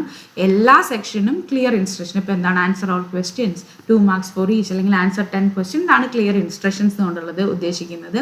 ഇനി number the questions logically, ensure the format is consistent ആണ്, സ്റ്റുഡൻറ്റ് ഫ്രണ്ട്ലി ആണ്. ഇനി പ്രിപ്പയർ സ്കോറിംഗ് കീ. ഇപ്പം ഒബ്ജക്റ്റീവ് ഐറ്റംസിനൊക്കെ നമുക്ക് എന്തായാലും ഒരു ആൻസർ കീ വേണ്ടി വരും. സബ്ജക്റ്റീവ് ഐറ്റംസ് ആണെങ്കിൽ സ്കോറിംഗ് റുബ്രിക്സ് നമുക്ക് സെറ്റ് ചെയ്യാനായിട്ട് പറ്റും. അതുപോലെ തന്നെ മാർക്കിംഗ് സ്കീംസ്, അത് എന്തിനെ ഡിഫൈൻ ചെയ്യുന്നുണ്ട്, the criteria four evaluation. Rubrics എന്ത് എൻഹാൻസ് ചെയ്യുന്നതെന്ന് പറഞ്ഞാൽ സ്കോറിംഗ് കൺസിസ്റ്റൻസി ആൻഡ് ട്രാൻസ്പെറൻസി ആണ് എൻഹാൻസ് ചെയ്യുന്നത്. അടുത്തത് പൈലറ്റ് ടെസ്റ്റ് ഓപ്ഷണൽ ആയിട്ടുള്ള ഒന്നാണ്, പക്ഷേ റെക്കമെൻഡ് ആയിട്ടുള്ള ഒന്നാണ്. പൈലറ്റ് ടെസ്റ്റ് അറിയാലോ, ഒരു സാമ്പിൾ സ്റ്റുഡൻസിലേക്ക് നമ്മൾ ഈ ക്വസ്റ്റ്യൻ പേപ്പർ അല്ലെങ്കിൽ ഈ ടെസ്റ്റ് ഐറ്റംസ് കൊടുത്തത് ടെസ്റ്റ് ചെയ്യുന്നു, എന്നിട്ട് അതിനെ അനലൈസ് ചെയ്യുന്നു, അവരുടെ ആൻസേഴ്സ് എങ്ങനെ, എത്രത്തോളം ഡിഫിക്കൽറ്റി ഉണ്ട്. ഡിസ്ക്രിമിനേഷൻ ഇൻഡെക്സ്, അതായത് ഡിസ്ക്രിമിനേഷൻ ഇൻഡെക്സ് എന്ന് പറഞ്ഞാൽ ഒരിക്കലും കുട്ടികളെല്ലാം ഒരേ ലെവലിൽ, ഇപ്പോൾ നമ്മളൊരു 50 നടത്തുന്നെങ്കിൽ എല്ലാ കുട്ടികളും 40 മുകളിൽ ആണ് സ്കോർ ചെയ്യുന്നുണ്ട്. അവരുടെ അവരുടെ സ്കോറിങ്ങിൽ ഒരു വെറൈറ്റി ഇല്ലെങ്കിൽ അവിടെ ഡിസ്ക്രിമിനേഷൻ ഇൻഡെക്സ് ഇല്ല എന്നുള്ളതാണ്. അതുപോലെ എത്ര ടൈം എടുത്തു. ഇനി ഇതിനെ ബേസ് ചെയ്തിട്ട് ഐറ്റംസ് ഏതെങ്കിലും വേണമെങ്കിൽ നമുക്ക് റിവൈസ് ചെയ്യാം. അതിനുശേഷം ടെസ്റ്റ് അഡ്മിനിസ്റ്റർ ചെയ്യുക under standardised conditions, fairness, proper ആയിട്ടുള്ള ഇൻവിജിലേഷൻ, അതുപോലെ തന്നെ അതറൻസ് ടു ടൈം ലിമിറ്റ്സ് ഒക്കെ നമ്മൾ മെയിൻറ്റെയിൻ ചെയ്യണം. ഇനി സ്കോർ ആൻഡ് അനലൈസ് റിസൾട്ട്. ഇതിന് ശേഷം സ്കോറിംഗ് കീ അല്ലെങ്കിൽ റുബ്രിക്സ് ഉപയോഗിച്ചിട്ട് ഈ ടെസ്റ്റിനെ ഇവാലുവേറ്റ് ചെയ്യുക, റിസൾട്ട്സിനെ അനലൈസ് ചെയ്യുക, identify the student performance trends, item difficulty and instructional effectiveness. ഇപ്പോൾ കൺക്ലൂഡ് ചെയ്ത് പറയുകയാണെങ്കിൽ ഒരു അച്ചീവ്മെൻറ്റ് ടെസ്റ്റ് എന്ന് പറയുന്നത് മൾട്ടിപ്പിൾ സ്റ്റെപ്പ് പ്രോസസ്സ് ഉള്ളതാണ്. ക്ലാരിറ്റി വേണം, പ്ലാനിങ് വേണം, ലേണിംഗ് ഒബ്ജക്റ്റീവ്സ് ആയിട്ട് അലൈൻ ചെയ്യണം, അതുപോലെ തന്നെ എഡ്യൂക്കേഷണൽ ഔട്ട്കംസ് അക്യുറേറ്റ് ആയിട്ട് മെൻഷൻ ചെയ്യുന്ന ഒന്നും കൂടി ആയിരിക്കും. ഇനി what are the essential points to be considered for effective assessment of an assignment. അപ്പോൾ അസസിങ് അസൈൻമെൻറ്റ്സ് എന്ന് പറയുന്നത് വളരെ സ്ട്രക്ചേർഡ് ആയിട്ടുള്ള ഒരു അപ്രോച്ച് വേണം. ഇനി എല്ലാത്തിലും ഉപയോഗിക്കുന്ന 3 വാക്ക്: ഫെയർനെസ്, ക്ലാരിറ്റി, റിലയബിലിറ്റി, അലൈൻമെൻറ്റ് വിത്ത് ലേണിംഗ് ഗോൾസ്. എന്ത് കാര്യം, അസൈൻമെൻ്റ് ആയിക്കോട്ടെ, എക്സാമിനേഷൻ ആയിക്കോട്ടെ, ടെസ്റ്റ് ആയിക്കോട്ടെ, ഈ 3 ആദ്യത്തെ തന്നെ എഴുതി വെക്കാം. The following points are very essential. ഇനി നേരത്തെ പറഞ്ഞ പോലെ സെയിം പോയിന്റ്, ഒരു മാറ്റമില്ല ഒന്നിനും, സെയിം പോയിന്റ്സ് ആണ്. പിന്നെ എനിക്ക് ഒന്ന് ക്വസ്റ്റ്യൻ പേപ്പർ വെറുതെ വായിച്ചാൽ തന്നെ നിങ്ങൾക്ക് ഇതൊക്കെ എഴുതാൻ പറ്റും. ഒന്ന് ക്ലിയർ ലേണിംഗ് ഒബ്ജക്റ്റീവ്സ് വേണം. അസൈൻമെൻറ്റ് ചെയ്യുകയാണെങ്കിലും അസസ് ചെയ്യുകയാണെങ്കിലും ആദ്യം ഇത് സ്പെസിഫിക് ലേണിംഗ് ഒബ്ജക്റ്റീവ്സുമായിട്ട് അലൈൻമെൻറ്റ് ഉണ്ടെന്നുള്ളത് ഉറപ്പാക്കുക. എന്താണ് purpose, definition of the purpose, കോൺസെപ്റ്റാണ് എന്താണെന്ന് മനസ്സിലാക്കുക. നോളേജ് അപ്ലൈ ചെയ്യാനാണോ അതോ ക്രിട്ടിക്കൽ തിങ്കിങ് ഡെവലപ്പ് ചെയ്യണം, എന്താണ് കുട്ടിയിൽ നിന്നും നമ്മൾ അസസ് ചെയ്യാൻ നോക്കുന്നത്. കോൺസെപ്റ്റ് മനസ്സിലായിട്ടുണ്ടെന്നാണോ, അത് നോളേജ് അപ്ലിക്കേഷൻ ഉണ്ടോ എന്നാണോ, അതോ ക്രിട്ടിക്കൽ തിങ്കിങ് ആണോ, ഇതെന്തായിരിക്കണം, വെൽ ഡിഫൈൻഡ് ആയിരിക്കണം. 2 ക്ലിയർ ആയിട്ടുള്ള ഇൻസ്ട്രക്ഷൻസ് ആണ്. അസൈൻമെൻറ്റ് ആയതുകൊണ്ട് ക്ലിയർ ഇൻസ്ട്രക്ഷൻസ് ആണ് ഇവിടെ കൊടുക്കുന്നത്. അപ്പോൾ സ്റ്റുഡൻസിന് എന്തറിയണം, എന്താണ് അവരിൽ നിന്ന് എക്സ്പെക്ട് ചെയ്യുന്നത്. ഇപ്പോൾ ഇൻസ്ട്രക്ഷൻസിൽ നിന്ന് പറയുന്നത് ടോപ്പിക് എന്താണെന്ന് പറയാം. ഇൻസ്ട്രക്ഷൻസ് എന്ന് പറഞ്ഞു കൊടുത്താൽ ഓക്കെ ഞാൻ നിങ്ങൾക്ക് ഒരു അസൈൻമെൻറ്റ് തരാണ് തന്നെ എഴുതിക്കോ എന്നുള്ളതല്ല. നമ്മൾ കുട്ടികളായതുകൊണ്ട് തന്നെ ചിലപ്പോൾ ഒരു ടോപ്പിക് കൊടുക്കേണ്ടി വരും, ഫോർമാറ്റ് കൊടുക്കേണ്ടി വരും. എന്ത് ഫോർമാറ്റിൽ നിങ്ങൾ എഴുതണം, ലെങ്ത് കൊടുക്കേണ്ടി വരും. ഇപ്പോൾ 2 പേജസ് ആണോ, 10 പേജസ് ആണോ, 15 പേജസ് ആണോ, എന്താണെന്നുള്ളത് ലെങ്ത് കൊടുക്കേണ്ടി വരും. ഡെഡ് ലൈൻ കൊടുക്കണം. ഇപ്പോൾ അസൈൻമെൻറ്റ് എപ്പോൾ വേണമെങ്കിലും വെക്കാം, എൻഡ് ഓഫ് ദി സെമസ്റ്റർ മുമ്പ് വെച്ചാൽ മതി എന്ന് ആരും പറയാറില്ല. ഒരു പർട്ടിക്കുലർ ഡെഡ് ലൈൻ പറയാറുണ്ട്. സബ്മിഷൻ മെത്തേഡ് പറയാറുണ്ട്, അതായത് ഓൺലൈൻ ആണോ അതോ ഡയറക്റ്റ് സബ്മിഷൻ ആണോ എന്താണെന്നുള്ളത് പറയണം. ഇനി എന്തെങ്കിലും ഒരു ക്രൈറ്റീരിയ നമ്മൾ ഇവാലുവേഷന് വേണ്ടി യൂസ് ചെയ്യുന്നുണ്ടെങ്കിൽ അത് ക്ലിയർലി അവരോട് കമ്മ്യൂണിക്കേറ്റ് ചെയ്യണം. ഒരിക്കലും അവർ ക്രൈറ്റീരിയ എന്താണെന്ന് അറിയാതെ അസൈൻമെൻറ്റ് സബ്മിറ്റ് ചെയ്യുന്നത് ഒരിക്കലും, കാരണം പിന്നീട് ക്വസ്റ്റ്യൻസ് വരാനുള്ള ചാൻസ് ഒക്കെ ഉണ്ട്. ഓക്കെ, അപ്പോൾ അതുകൊണ്ട് തന്നെ ക്രൈറ്റീരിയ ക്ലിയർ ആയിട്ട് മെൻഷൻ ചെയ്യണം. ഇനി അടുത്തത് യൂസ് ഓഫ് റുബ്രിക്സ്. അപ്പോൾ ഒരു സ്കോറിംഗ് റുബ്രിക്ക് നമുക്ക് ഡിസൈൻ ചെയ്യാം. കാരണം performance levels across various criteria, അത് കണ്ടന്റിന് എത്രയാണ്, സ്ട്രക്ചറിന് എത്രയാണ്, ഒറിജിനാലിറ്റിക്ക് എത്ര മാർക്കാണ്, ഗ്രാമറിന് എത്രയാണ്, പ്രസൻറ്റേഷൻ എത്രയാണ്, അതുപോലെ തന്നെ ഓർഗനൈസേഷൻ ഓഫ് തോട്ട്സ്, ഇതിനൊക്കെ എത്രയാണെന്നുള്ളത് നമുക്കൊരു സ്കോറിംഗ് റുബ്രിക്ക് വെക്കാം. അപ്പോൾ റുബ്രിക്ക് എന്ത് ചെയ്യുന്നുണ്ട്, consistency and transparency in grading promote ചെയ്യുന്നുണ്ട്. അടുത്തത് ടൈംലിനെസ്, അതായത് ഒരു റീസണബിൾ ആയിട്ടുള്ള ഡെഡ് ലൈൻ കൊടുക്കണം. ഒരു schedule four evaluating and returning, നമുക്ക് തിരിച്ച് അസൈൻമെൻറ്റ്സ് കൊടുക്കാനൊക്കെ ആയിട്ട് റീസണബിൾ ആയിട്ടുള്ള ഒരു ടൈം ലൈൻ ആയിരിക്കണം. ഒരു പ്രോംപ്റ്റ് ആയിട്ടുള്ള ഫീഡ്ബാക്ക് ആണെങ്കിൽ അത് സ്റ്റുഡൻസിനെ അവരുടെ എറേഴ്സ് കറക്റ്റ് ചെയ്യാനും ലേണിംഗ് ഔട്ട്കംസ് ഇമ്പ്രൂവ് ചെയ്യാനായിട്ടും ഹെൽപ്പ് ചെയ്യും. അടുത്തത് ഫെയർനെസ് ആൻഡ് ഒബ്ജക്റ്റിവിറ്റി. ഇപ്പോൾ പേഴ്സണൽ ബയസസ് ഒക്കെ അവോയ്ഡ് ചെയ്യുക. അപ്പോൾ കണ്ടന്റിനെ നമ്മൾ അസസ് ചെയ്യുന്നത് ബേസ്ഡ് ഓൺ മെറിറ്റ് ആയിരിക്കണം, യൂസിങ് സ്റ്റാൻഡർഡൈസ്ഡ് റുബ്രിക്സ് ആയിരിക്കണം. അപ്പോൾ ഇവാലുവേഷൻ എന്ന് പറയുന്നത് is based on what is presented, അല്ലാതെ കുട്ടിയെക്കുറിച്ച് നമുക്കുള്ള അസംഷൻസും നമ്മുടെ മുൻവിധികളും മുൻധാരണകളെയും ഒന്നും ബേസ് ചെയ്തിട്ട് അവരുടെ ആ content, Hoover B the student, ആ കണ്ടന്റിനെ ബേസ് ചെയ്തിട്ട് മാത്രമായിരിക്കണം നമ്മുടെ അസസ്മെന്റ് എന്ന് പറയുന്നത്. അടുത്തത് അക്കാദമിക് ഇന്റഗ്രിറ്റി. അസൈൻമെന്റ് ഒറിജിനൽ ആണെന്നുള്ളത് എൻഷുർ ചെയ്യുക. കാരണം പല കുട്ടികളും ഇപ്പോൾ അസൈൻമെന്റ് ഒക്കെ എന്ത് ചെയ്യും, നെറ്റിൽ നിന്നൊക്കെ എടുക്കാനുള്ള സ്കോപ്പ് ഒക്കെ ഉണ്ട്. അപ്പോൾ പ്ലേജറിസം ചെക്ക് ടൂൾസ് നമുക്ക് അസൈൻമെന്റ് നോക്കാൻ വേണ്ടി യൂസ് ചെയ്യാമെന്ന് പറയുന്നുണ്ട്. പിന്നെ ഇനി അഥവാ അവർ ഏതെങ്കിലും നെറ്റിൽ നിന്നോ ബുക്സിൽ നിന്നോ കണ്ടന്റ് എടുക്കുന്നുണ്ടെങ്കിൽ അത് കറക്റ്റായിട്ട് സൈറ്റ് ചെയ്യാനായിട്ട് കുട്ടികളെ പഠിപ്പിക്കുക. അതുപോലെ തന്നെ കോപ്പിങ് ഡിസ്കറേജ് ചെയ്യുക. റോഡ് സബ്മിഷൻസ് ആരെങ്കിലും നോക്കി ജസ്റ്റ് പ്ലെയിൻ ആയിട്ട് എഴുതുന്നതൊക്കെ ഡിസ്കറേജ് ചെയ്യുക. ഇനി അടുത്ത ഫീഡ്ബാക്ക് എന്ന് പറയുന്നത് ആദ്യം തന്നെ കൺസ്ട്രക്റ്റീവ് ആയിരിക്കണം. അതായത് അവിടെ ഇമ്പ്രൂവ് ചെയ്യാൻ വേണ്ടിയിട്ടായിരിക്കണം നമ്മൾ ഒരാളെ വിമർശിക്കുന്നത്. സ്പെസിഫിക് ആയിരിക്കണം, ഫോക്കസ്ഡ് ഓൺ ഇമ്പ്രൂവ്മെൻ്റ് ആയിരിക്കണം. ഇപ്പോൾ സ്ട്രെങ്ത്തും അതുപോലെ തന്നെ എന്തൊക്കെയാണ് ആ അസൈൻമെൻറ്റ് സബ്മിറ്റ് ചെയ്തതിന് ശേഷം അതിലെ സ്ട്രെങ്ത് ഏരിയാസ് എന്തൊക്കെയാണ്, ഏതൊക്കെ ഏരിയാസിന് ഇമ്പ്രൂവ് ചെയ്യാം അല്ലെങ്കിൽ ഡെവലപ്പ് ചെയ്യാം എന്നുള്ളതൊക്കെ how the student can do better in future assignments എന്നുള്ളത് കാണിക്കുന്നത്. ഇനി അടുത്തത് ഇൻഡിവിജ്വലൈസ്ഡ് അസസ്മെൻറ്റ്. ഓരോ ലേണിംഗ് സ്റ്റൈലും ഓരോ ലേണിങ്ങും ഓരോ കുട്ടിയും എക്സ്പ്രസ് ചെയ്യുന്നത് ഡിഫറെൻറ്റ് രീതിയിലായിരിക്കാം. അപ്പോൾ കോർ ഐഡിയാസിനെ അസസ് ചെയ്യണം. Even if the presentation varies. ഇപ്പോൾ അവർ പ്രസൻറ്റ് ചെയ്യുന്ന രീതി വ്യത്യസ്തമാണെങ്കിലും കോർ ഐഡിയാസ് ഉണ്ടോ എന്നുള്ളതാണ് നമ്മൾ അസസ് ചെയ്യേണ്ടത്. അതുപോലെ തന്നെ ഇത് എസ്പെഷ്യലി ഇമ്പോർട്ടൻ്റ് ആണ് for students with special needs. ഇപ്പോൾ എന്തെങ്കിലും ഡിസേബിലിറ്റീസ് ഒക്കെ ഉള്ള കുട്ടികളാണെങ്കിൽ അവിടെ അവരുടെ ലേണിംഗ് സ്റ്റൈലും അവരുടെ ഇൻഡിവിജ്വൽ ആയിട്ടുള്ള ഇതൊക്കെ നോക്കിയിട്ട് വേണം നമ്മൾ അവരെ അസസ് ചെയ്യാനായിട്ട്. Assessment of process and product. Applicable consider assessing the process. പ്രോസസ്സിൽ എന്തൊക്കെ വരുന്നുണ്ടെന്ന് പറഞ്ഞാൽ research, draft, revisions along with the final product. അതായത് നമ്മൾ പലപ്പോഴും അസൈൻമെൻറ്റ് വെക്കുന്ന ആ ഫൈനൽ പ്രൊഡക്റ്റിന് മാത്രമാണ് അസസ് ചെയ്യുന്നത്. പക്ഷെ അതിൻ്റെ അവരുടെ പല ഏരിയാസ് ഉണ്ടാവില്ല. അവർ റിസർച്ച് ചെയ്തിട്ടുണ്ടാവാം, ഫസ്റ്റ് ഒരു അസൈൻമെൻറ്റ് ഡ്രാഫ്റ്റ് ചെയ്തിട്ടുണ്ടാവും, റിവിഷൻസ് കൊടുത്തിട്ടുണ്ടാവും. അതൊക്കെ നോക്കാൻ കൂടെ ആ പ്രോസസ്സിനെയും കൂടെ അസസ് ചെയ്യാനായിട്ട് നോക്കാനായിട്ട് ശ്രദ്ധിക്കാം. ഓക്കെ, അപ്പോൾ അതെന്താണ്, ആ കുട്ടിയുടെ ഒരു എഫേർട്ടിൻ്റെയും ലേണിങ്ങിനും ഒരു ഫുൾ പിക്ചർ നമുക്ക് തരും. ഇനി അടുത്തത് റെക്കോർഡ് കീപ്പിംഗ്. അപ്പോൾ മെയിൻറ്റെയിൻ റെക്കോർഡ് ഓഫ് ഗ്രേഡ്സ്. നമ്മൾ എന്ത് റെക്കോർഡ് എന്ന മാർക്സ് എന്തെങ്കിലും കൊടുത്തിട്ടുണ്ടെങ്കിൽ ഗ്രേഡ് കൊടുത്തിട്ടുണ്ടെങ്കിൽ അത് എത്രയാണ്, ഫീഡ്ബാക്ക് എന്താണ്, പിന്നെ submissions for future reference and parent കമ്മ്യൂണിക്കേഷനൊക്കെ വേണ്ടിയിട്ട് അത് നമുക്ക് മെയിൻറ്റെയിൻ ചെയ്യാം. ഈ പോയിന്റ്സ് എല്ലാം കൺസിഡർ ചെയ്യുകയാണെങ്കിൽ അസൈൻമെൻറ്റ്സിൻ്റെ വാലുവേഷൻ എന്ന് പറയുന്നത് ഫെയർ ആണ്, ഒതൻറ്റിക് ആണ്, ഒബ്ജക്റ്റിവിറ്റി ഉണ്ട് എന്നുള്ളത് നമുക്ക് ഉറപ്പാക്കാം. അതുപോലെ തന്നെ അസൈൻമെൻറ്റ്സിനെ വാല്യുബിൾ ലേണിംഗ് ടൂൾസ് ആയിട്ടും നമുക്ക് കൺസിഡർ ചെയ്യാം, not for just grading task. അടുത്തത് അനക്ഡോട്ടൽ റെക്കോർഡ്, അതിൻ്റെ പർപ്പസ്. അപ്പോൾ അനക്ഡോട്ടൽ റെക്കോർഡ് നമ്മൾ നേരത്തെ തന്നെ കണ്ടു, ഇത് ബ്രീഫ് ആയിട്ടുള്ള ഒന്നാണ്, ഫാക്ച്വൽ ആണ്. ദറ്റ് മീൻസ് ഫാക്ട് ബേസ്ഡ് ആണ്, റിയാലിറ്റി ബേസ്ഡ് ആണ്. പിന്നെ രണ്ടാമത്തായത് പറയാനുള്ളത് ഇത് നരേറ്റീവ് ഡിസ്ക്രിപ്ഷൻ ആണ്. നരേറ്റീവ് ഡിസ്ക്രിപ്ഷൻ എന്ന് പറഞ്ഞാൽ നമ്മൾ കഥ എഴുതുന്ന പോലെ വിവരിച്ചിട്ടുള്ള ഒരു എഴുത്തിനെയാണ് ഇത് പറയുക. വിവരശേഖരണം എന്നൊക്കെ പറയാം എന്ന് തോന്നുന്നു അനക്ഡോട്ടൽ റെക്കോർഡ്. അത് ഏതെങ്കിലും ഒരു സ്പെസിഫിക് ഇൻസിഡൻ്റ് ആയിരിക്കാം, അല്ലെങ്കിൽ ഒരു ബിഹേവിയർ നമ്മൾ ഒരു കുട്ടിയിൽ ഒബ്സർവ് ചെയ്തതായിരിക്കാം during natural class room settings. ഇത് വളരെ ഇൻഫോർമൽ ആയിട്ടുള്ള ഒന്നാണ്, ഒരു ഒബ്സർവേഷണൽ അസസ്മെൻറ്റ് ടൂളാണ്. കുട്ടികളുടെ ബിഹേവിയർ, സ്കിൽസ്, ആറ്റിറ്റ്യൂഡ്സ് ഇതൊക്കെ മോണിറ്റർ ചെയ്യാൻ വേണ്ടിയിട്ടാണ് യൂസ് ചെയ്യുന്നത്. അപ്പോൾ അത് നമുക്ക് ഒരിക്കലും ഫോർമൽ ടെസ്റ്റിൽ എന്ത് ചെയ്യാൻ പറ്റില്ല, ക്യാപ്ചർ ചെയ്യാനായിട്ട് പറ്റില്ല. അപ്പോൾ ഇവിടെ ഫോക്കസ് ചെയ്യുന്നത് ഏതെങ്കിലും സ്പെസിഫിക് ബിഹേവിയർ ആയിരിക്കാം, ഇൻസിഡൻസ് ആയിരിക്കാം. ഇത് ഡിസ്ക്രിപ്റ്റീവും ആവാം ആൻഡ് ഒബ്ജക്റ്റീവും ആവണം. ഡിസ്ക്രിപ്റ്റീവ് എന്ന് പറഞ്ഞാൽ നമ്മളിങ്ങനെ ഡീറ്റെയിൽഡ് ആയിട്ടുള്ളൊരു എഴുത്താണ്. അതുപോലെ തന്നെ ഒബ്ജക്റ്റീവ് ആയിരിക്കണം, അതായത് അവിടെ ജഡ്ജ്മെൻറ്റോ അല്ലെങ്കിൽ നമ്മൾ ആ കണ്ട സാധനത്തിന് ഇൻ്റർപ്രിട്ടേഷനോ ഒന്നും വേണ്ട. ഇനി recorded soon after the observation, ആ ഇവൻറ്റിന് തൊട്ടടുത്ത നിമിഷം തന്നെ എഴുതുന്നതായിരിക്കാം. അപ്പോൾ ഇത് പ്രധാനമായിട്ടും നമ്മളിവിടെ അസസ് ചെയ്യുന്നത് അഫക്റ്റീവ് അല്ലെങ്കിൽ സൈക്കോമോട്ടർ ഡൊമൈൻസ് ആയിരിക്കാം നമ്മളിവിടെ അഫക്റ്റ് ചെയ്യുന്നത്. ഇവിടെ കൊഗ്നിറ്റീവ് ആയില്ല നമ്മൾ നോക്കുന്നത്, കൂടുതലായിട്ടും അഫക്റ്റീവ് ഓർ സൈക്കോമോട്ടർ ഡൊമൈൻസ്. അപ്പോൾ നേരത്തെ ഒരു ക്വസ്റ്റ്യനിൽ കൊഗ്നിറ്റീവ് ഡൊമൈൻ്റെ അസസ്മെൻറ്റിനും അനക്ഡോട്ടൽ റെക്കോർഡിന് ഒരു എക്സാമ്പിളായിട്ട് കണ്ടിരുന്നു. അപ്പോൾ അതും കൂടെ നിങ്ങൾക്ക് ഇതിൽ ഇൻക്ലൂഡ് ചെയ്യാം. ഇതിൻ്റെ പർപ്പസ് എന്ന് പറയുന്നത് മോണിറ്ററിങ് ബിഹേവിയർ ആൻഡ് ഡെവലപ്മെൻ്റ് ആണ്. കുട്ടികളുടെ emotional, social, behavioural growth, early identification, എന്തെങ്കിലും ലേണിംഗ് ഡിഫിക്കൽട്ടീസോ ബിഹേവിയറൽ കൺസേൺസോ ഉണ്ടെങ്കിൽ അത് നമുക്ക് ഡിറ്റക്ട് ചെയ്യാം. ഇൻഡിവിജ്വൽ സപ്പോർട്ട്, ടീച്ചേഴ്സിന് ഇൻ്റർവെൻഷൻസും സ്പെഷ്യൽ ഗൈഡൻസും കൊടുക്കാനായിട്ട് ഹെൽപ്പ് ചെയ്യാം. പാരൻ്റൽ കമ്മ്യൂണിക്കേഷൻ, പാരൻറ്റ് ടീച്ചർ മീറ്റിംഗ്സിൽ ഒരു ഡോക്യുമെൻറ്റേഷന് വേണ്ടിയിട്ട് ഇത് യൂസ് ചെയ്യാം. കൗൺസിലിംഗ് ആൻഡ് റെഫറൽസ്, എന്തെങ്കിലും കൗൺസിലിംഗോ മറ്റു കാര്യങ്ങളൊക്കെ കുട്ടികൾക്ക് വേണമെന്ന് അറിയാൻ വേണ്ടിയിട്ടും ഇത് യൂസ് ചെയ്യാം. ഫോർ എക്സാമ്പിൾ ഒരു ടീച്ചറിന് എഴുതാം, during group activity Riya comforted a peer who was upset and encouraged her to participate. അത് ആ കുട്ടിയുടെ ഒരു ക്വാളിറ്റിയാണ്, എത്രത്തോളം എംപത്തറ്റിക് ആണെന്നുള്ളതാണ് കാണിക്കുന്നത്. ഇങ്ങനെയുള്ള റെക്കോർഡ്സ് ഒക്കെ ആ കുട്ടിയുടെ എംപതി, സോഷ്യൽ സ്കിൽസ് അതൊക്കെ എന്താണെന്ന് വെച്ചാൽ ഇപ്പോൾ ഒരു ഫോർമൽ ടെസ്റ്റിൽ ഒരിക്കലും നോട്ടീസ് ചെയ്യുന്നൊന്നല്ല. അപ്പോൾ അനക്ഡോട്ടൽ റെക്കോർഡ്സ് എന്ന് പറയുന്നത് വളരെ ഹോളിസ്റ്റിക് ആയിട്ടുള്ള, അതായത് ഓൾ ഇൻക്ലൂഡിംഗ് ആയിട്ടുള്ള personalised education by documenting real time observations ആണ്. ഇനി list out the features of attitude scales.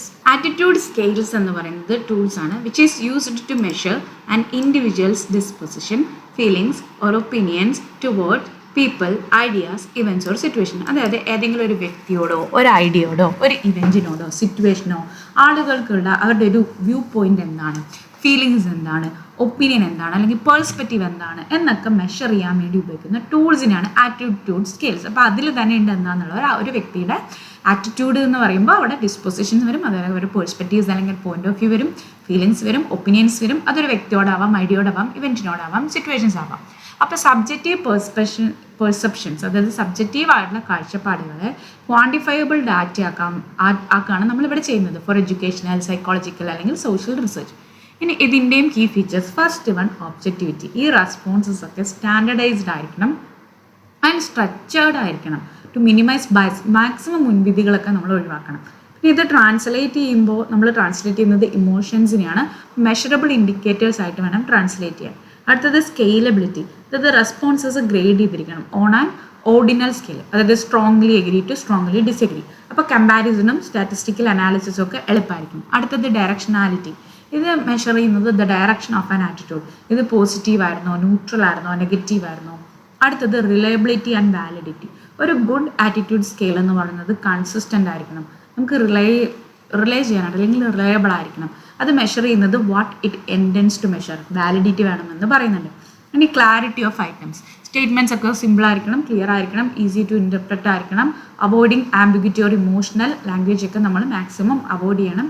പിന്നെ മറ്റൊരു കാര്യം ശ്രദ്ധിക്കേണ്ടത്, ചിലപ്പം ഇംഗ്ലീഷ് ഭാഷയിൽ മാത്രം കൊടുക്കുകയാണെങ്കിൽ ഒരു പക്ഷേ കറക്റ്റ് ആയിട്ടുള്ള റെസ്പോൺസസ് കിട്ടില്ല.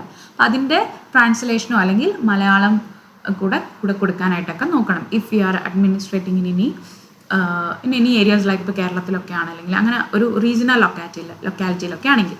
പിന്നെ ബാലൻസ്ഡ് ഐറ്റംസ് ആയിരിക്കണം, പോസിറ്റീവ് ആൻഡ് നെഗറ്റീവ് ഐറ്റംസിൻ്റെ മിക്സ്ഡ് ആയിരിക്കണം, അത് ഒരു ഈക്വൽ ഡിസ്ട്രിബ്യൂഷൻ ആയിരിക്കണം. പിന്നെ അതുകൊണ്ട് തന്നെ നമുക്ക് റെസ്പോൺസ് ബയസ് ആയിട്ടോ ഇല്ല എന്നുള്ളത് ഉറപ്പുവരുത്താനായിട്ട് സാധിക്കും. ഇനി യൂണി ഡയമെൻഷണൽ അല്ലെങ്കിൽ മൾട്ടി ഡയമെൻഷണൽ ആവാം. ഇപ്പോൾ ചില സ്കെയിൽസ് നമ്മൾ മെഷർ ചെയ്യുന്ന ഒരു ആറ്റിറ്റ്യൂഡ് മാത്രമായിരിക്കും. ഇപ്പോൾ for example attitude towards reading, attitude towards writing, അല്ലെങ്കിൽ ആറ്റിറ്റ്യൂഡ് ടുവേർഡ്സ് സ്പീക്കിംഗ്, അങ്ങനെ ഏതെങ്കിലും ഒരു ആറ്റിറ്റ്യൂഡ് മാത്രമാവും. ചിലത് മൾട്ടിപ്പിൾ ആസ്പെക്ട്സ് ആയിരിക്കാം നോക്കുന്നത്. ഇനി ക്വാണ്ടിഫയബിലിറ്റി, ഇപ്പോൾ റെസ്പോൺസ് എന്ന് പറയുന്നത് എന്തായിരിക്കണം, നമുക്ക് സ്റ്റാറ്റിസ്റ്റിക്കലി അനലൈസ് ചെയ്യാൻ പറ്റണം for patterns, averages or correlations. അപ്പോൾ കോമൺ ടൈപ്സ് ആണ് എന്തിൻ്റെ, ആറ്റിറ്റ്യൂഡ് സ്കെയിൽസിൻ്റെ കോമൺ ടൈപ്സ് ആണ് ലൈക്കർട്ട് സ്കെയിൽ, അതെന്താ നമ്മൾ നേരത്തെ കണ്ടു. പിന്നെ Thurston scale, semantic differential scale and Guttman scale. Okay, Likert, Thurston, semantic differential and Guttman scale. Attitude scales എന്ന് പറയുന്നത് കോമൺലി നമ്മൾ education research, class room surveys and curriculum evaluation ഒക്കെ വേണ്ടി യൂസ് ചെയ്യാറുണ്ട്, ലേണറിൻ്റെ വാല്യൂസും പ്രിഫറൻസസും മനസ്സിലാക്കാൻ. അടുത്തത് compare the teacher made test and standardized test. ഇപ്പോൾ teacher made ടെസ്റ്റും സ്റ്റാൻഡർഡൈസ്ഡ് ടെസ്റ്റ് ആണെങ്കിലും രണ്ടും ടൂൾസ് ഇൻ എഡ്യൂക്കേഷൻ ആണ് ഫോർ അസസിങ് സ്റ്റുഡൻറ് ലേണിംഗ്. ഇതിന് രണ്ടിനും രണ്ട് ഡിഫറെൻറ്റ് പർപ്പസസ് ഉണ്ട്. അതുപോലെ തന്നെ അതിൻ്റെ കൺസ്ട്രക്ഷൻ, അഡ്മിനിസ്ട്രേഷൻ, അപ്ലിക്കേഷനിലൊക്കെ ഡിഫറെൻ്റ് ആണ്. ഇപ്പോൾ ഒരു ടീച്ചർ മെയ്ഡ് ടെസ്റ്റ് എന്ന് പറഞ്ഞാൽ ഒരു സ്പെസിഫിക് ടീച്ചർ ഒരു സ്പെസിഫിക് ക്ലാസ് റൂമിൻ്റെ യൂസേജിന് വേണ്ടി ഡെവലപ്പ് ചെയ്ത ഒന്നായിരിക്കും. അപ്പോൾ എന്താണോ ആ teacher as A part of the course or lesson ആ ക്ലാസ്സിൽ സ്പെസിഫിക് ആയിട്ട് പഠിപ്പിച്ചത് അതിനെ ബേസ് ചെയ്തിട്ടുള്ളതായിരിക്കാം ഈ ടീച്ചർ മെയ്ഡ് ടെസ്റ്റ്. അപ്പോൾ ഇതിൻ്റെ ഫീച്ചേഴ്സ് നോക്കുകയാണെങ്കിൽ ടീച്ചേഴ്സ് ആയിരിക്കാം ഇത് കൺസ്ട്രക്ട് ചെയ്തിരിക്കുന്നത്, ഷോർട്ട് ടേം ഒബ്ജക്റ്റീവ്സ് ആയിരിക്കാം, and day to day teaching കണ്ടന്റും സ്റ്റുഡൻറ്റ് ലെവലുമായിട്ട് അലൈൻ ചെയ്യുന്നതായിരിക്കാം, ഇൻഫോർമൽ ആയിരിക്കാം, ഫ്ലെക്സിബിൾ ആയിരിക്കാം, അതുപോലെ തന്നെ സ്പെസിഫിക് ഗ്രൂപ്പിൻ്റെ നീഡ്സിനെ ബേസ് ചെയ്തിട്ടുള്ളതായിരിക്കാം. അപ്പോൾ ജനറലി ഫോർമേറ്റീവ് അസസ്മെൻറ്റിലാണ് ടീച്ചർ മെയ്ഡ് അസസ്മെൻറ്റ് നമ്മൾ യൂസ് ചെയ്യുന്നത്. അങ്ങനെ ഇതിൻ്റെ അഡ്വാൻറ്റേജസ് എന്ന് പറഞ്ഞാൽ ഈസി ടു പ്രിപ്പയർ ആണ്, സ്പെസിഫിക് ആയിട്ടുള്ള ഇൻസ്ട്രക്ഷണൽ ഒബ്ജക്റ്റീവ്സിനെ ടാർഗറ്റ് ചെയ്യുന്നുണ്ട്, ഇമ്മീഡിയറ്റ് ഫീഡ്ബാക്ക് കൊടുക്കാനായി പറ്റും, ഓരോ കുട്ടിയുടെയും ഇൻഡിവിജ്വൽ നീഡ്സിനെ ഐഡൻറ്റിഫൈ ചെയ്യാൻ പറ്റും. ലിമിറ്റേഷൻ നോക്കുകയാണെങ്കിൽ ഇതിൽ റിലയബിലിറ്റി വേണമെന്നില്ല, വാലിഡിറ്റി വേണമെന്നില്ല, due to lack of standardisation, often subject to personal bias ആണ്. ഇനി ഒരിക്കലും ഒരു comparison across different classes or institution ഒന്നും ഇത് യൂസ്ഫുൾ ആയിരിക്കണം എന്നുള്ളതില്ല. ഇനി അടുത്തത് സ്റ്റാൻഡർഡൈസ്ഡ് ടെസ്റ്റ്. സ്റ്റാൻഡർഡൈസ്ഡ് ടെസ്റ്റ് എന്ന് പറയുന്നത് ഡിസൈൻ ചെയ്തിരിക്കുന്നത് എക്സ്പേർട്സ് ആണ്. അത് അഡ്മിനിസ്റ്റർ ചെയ്യുന്നത് നമ്മൾ അണ്ടർ യൂണിഫോം കണ്ടീഷനാണ് to assess performance across a large population. ഇനി ഇതിൻ്റെ ഫീച്ചർ എന്ന് പറയുന്നത് റിഗറസ്ലി ഡെവലപ്ഡ് ആൻഡ് വാലിഡേറ്റഡ് ആയിരിക്കും, അഡ്മിനിസ്ട്രേറ്റഡ് അണ്ടർ കൺസിസ്റ്റൻറ്റ് കണ്ടീഷൻസ് ആയിരിക്കും, used for summative valuation. Teacher made formative ആണെങ്കിൽ ഇത് സമ്മേറ്റീവ് വാല്യൂഷൻ ആണ്, പിന്നെ മറ്റേതൊരു സ്മോൾ ഗ്രൂപ്പ് ആണെങ്കിൽ ഇത് ലാർജ് സ്കെയിലാണ്. ഇനി കവേഴ്സ് ബ്രോഡ് കരിക്കുലം ഏരിയാസ്, അവിടെ ഒരു സ്പെസിഫിക് ടോപ്പിക്കാണ്. അഡ്വാൻറ്റേജസ് എന്ന് പറഞ്ഞാൽ ഹൈ റിലയബിലിറ്റി ഉണ്ട്, ഒബ്ജക്റ്റിവിറ്റി ഉണ്ട്, പിന്നെ comparisons across school, states or countries ഒക്കെ അലൗ ചെയ്യുന്നുണ്ട്, useful for policy making and certification. Limitation എന്ന് പറഞ്ഞാൽ ഇത് കോസ്റ്റ്ലി ആണ്, കുറച്ചും കൂടെ ടൈം കൺസ്യൂമിങ് ടു ഡെവലപ്പ് ആണ്, not tailored to local context ആയിരിക്കും. അപ്പോൾ സ്ട്രെസ്സും റോട്ട് ലേണിങ്ങിലും ഒക്കെ ആയിരിക്കും ഇത് കൂടുതലായിട്ടും ഫോക്കസ് ചെയ്യുന്നത്. ഇവിടെ കമ്പാരിസൺ ടേബിളും കൊടുത്തിട്ടുണ്ട്. Comment on different types of grading. Grading എന്ന് പറയുന്നത് is the process of evaluating student performance and expressing it in symbolic form. അതായത് സ്റ്റുഡൻറ്റ് പെർഫോമൻസിനെ ഇവാലുവേറ്റ് ചെയ്ത് സിംബോളിക് ഫോമിൽ എക്സ്പ്രസ് ചെയ്യുന്നതിനാണ് ഗ്രേഡിംഗ് എന്ന് പറയുന്നത്. ഇപ്പോൾ ചിലപ്പോൾ ലെറ്റർ ആയിരിക്കാം, ചിലപ്പോൾ നമ്പേഴ്സ് ആയിരിക്കാം, ലൈക്ക് A+, B+, അങ്ങനെ ലെറ്റേഴ്സ് ആയിരിക്കാം, ചിലപ്പോൾ നമ്പേഴ്സ് ആയിരിക്കാം, അല്ലെങ്കിൽ ഡിസ്ക്രിപ്റ്റീവ് ഐറ്റംസ് ആയിരിക്കാം, ലൈക്ക് പുവർ, എക്സലൻറ്റ്, അങ്ങനെ. അപ്പോൾ ഇത്തരത്തിലുള്ള ഗ്രേഡിംഗ് ടൈപ്സ് എഡ്യൂക്കേഷൻ ഇൻസ്റ്റിറ്റ്യൂഷൻസിൽ ധാരാളമായിട്ട് ഉപയോഗിക്കുന്നുണ്ട്, ഈച്ച് വിത്ത് അതിൻ്റെ ഓൺ പർപ്പസും ഇംപ്ലിക്കേഷൻസും ഉണ്ട്. അപ്പോൾ ഫസ്റ്റ് ന്യൂമറിക്കൽ ഗ്രേഡിംഗ്. ന്യൂമറിക്കൽ ഗ്രേഡിങ്ങിൽ ന്യൂമറിക് സ്കോർസ് ആയിരിക്കാം അസൈൻ ചെയ്യുന്നത് 0 to 100 ടു സ്റ്റുഡൻറ്റ് പെർഫോമൻസ്. അതായത് പെർഫോമൻസ് ലെവൽസ് തമ്മിൽ നമുക്ക് കറക്റ്റായിട്ട് വേർതിരിച്ചറിയാനായിട്ട് പറ്റും. ഇതിൻ്റെ പ്രോസ് നോക്കുകയാണെങ്കിൽ പ്രിസൈസ് ആണ്, ഡീറ്റെയിൽഡ് ആണ്. കോൺസിക്വൻസ് നോക്കുകയാണെങ്കിൽ ചിലപ്പോൾ ഹാർഷായിട്ട് നമുക്ക് തോന്നും. അതുപോലെ തന്നെ ക്വാളിറ്റേറ്റീവ് ഇൻ്റർപ്രിട്ടേഷൻ ഇതിലില്ല, ജസ്റ്റ് ക്വാണ്ടിറ്റേറ്റീവ് മാത്രമാണ് ന്യൂമറിക്കൽ ഗ്രേഡിംഗ്. അടുത്തത് ലെറ്റർ ഗ്രേഡിംഗ്. ലെറ്റർ ഗ്രേഡിംഗ് എന്ന് പറയുന്നത് എന്താണ്, പെർഫോമൻസിനെ റെപ്രസെൻറ്റ് ചെയ്യുന്ന ലെറ്റേഴ്സ് വെച്ചിട്ടാണ്, A, B, C, D, F. അത് ന്യൂമറിക്കൽ റേഞ്ചസുമായിട്ട് ലിങ്ക്ഡ് ആയിരിക്കാം. പിന്നെ ഇതിൻ്റെ പ്രോസ്പെക്ട്സ് നോക്കുകയാണെങ്കിൽ സിമ്പിളാണ്, വൈഡ്ലി അണ്ടർസ്റ്റുഡ് ആണ്, പക്ഷേ ഡീറ്റെയിൽഡ് ഫീഡ്ബാക്ക് ഇതിനും ഇല്ല. ഓക്കെ, അടുത്തത് പെർസെൻറ്റേജ് ഗ്രേഡിംഗ്. അപ്പോൾ സ്കോർസിനെ നമ്മൾ പെർസെൻറ്റേജ് ആയിട്ട് എക്സ്പ്രസ് ചെയ്യും, 85%, 72%.